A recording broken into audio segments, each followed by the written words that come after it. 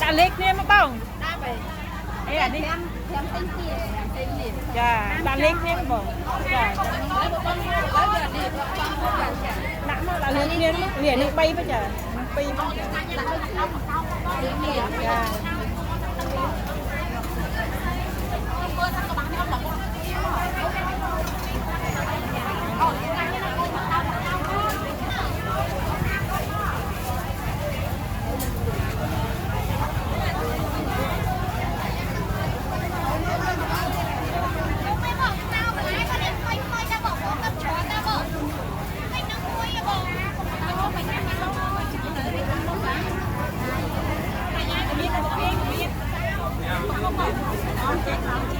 mà bỏ mà bông